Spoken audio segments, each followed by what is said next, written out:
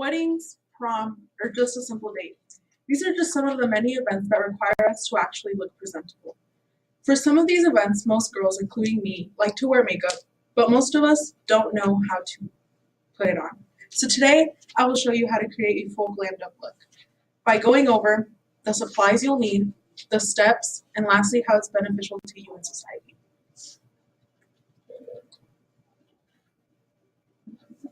Today I will be showing you how to create a half-cut crease. There's lots and lots of supplies to use when you create a simple full glam face.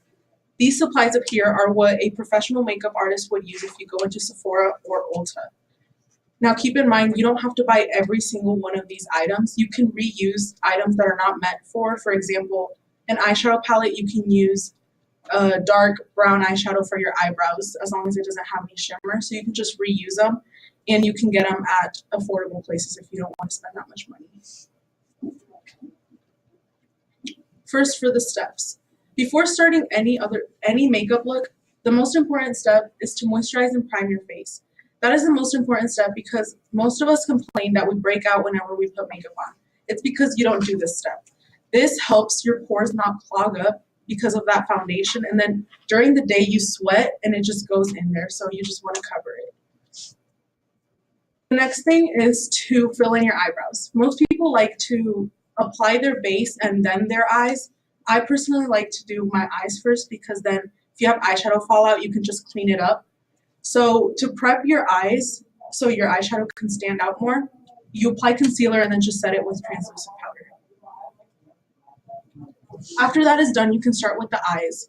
The very first thing to any eyeshadow look is to apply a transition color. This is very important because you don't want a harsh line on your crease. It makes it blend easier up to your brow bone so it looks very ombre effect.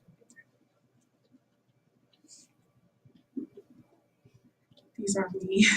So a half cut crease is you basically start off by adding dark on the outer of your eye, and then you want to blend it like the bottom picture because you don't want to have the harsh line. So you add dimension to the outer corner, and then after that you cut the crease. So with the crease you use the same concealer and then you just use a flat brush.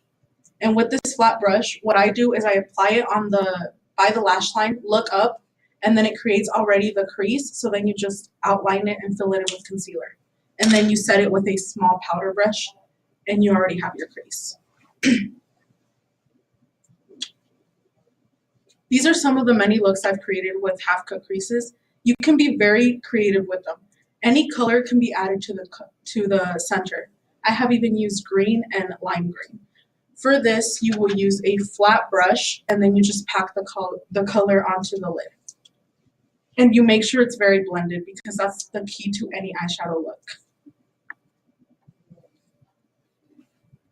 Your eyes are done and you can add eyeliner, apply false eyelashes, anything you want. That's just extra if you want to be like that. But then after that, you just apply foundation. My blender is really dirty because I use it almost every day, but you can apply foundation with a sponge or a makeup brush.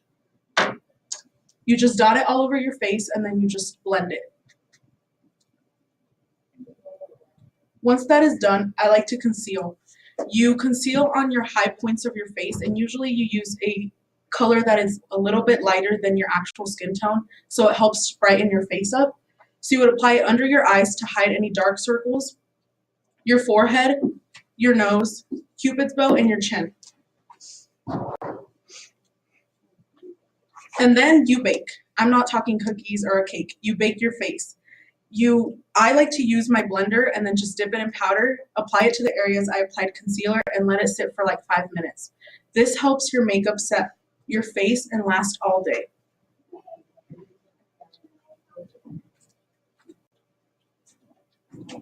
Contour is the next thing. If you want to use cream contour, you would do this before you bake. If you want to use powder, you would do it after.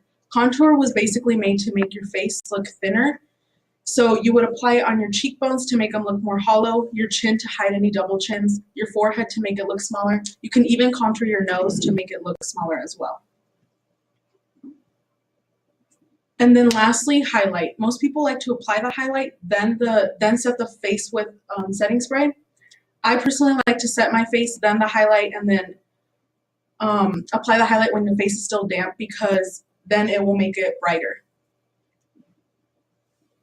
And then the last step, lipstick, that's optional. I personally don't like using it that much, but you can use a gloss, a matte lipstick, any one would work. Now you may be wondering, how is this beneficial for me or society? Well, according to Sephora.com, it is very expensive to get your makeup done. They claim it is free, but in order for it to be free, you have to spend at least $50 worth of products that they use on your face. It might be expensive to buy all these products, but in the long run, it will be cheaper for you and you don't have to get the very high expensive products that I mentioned here.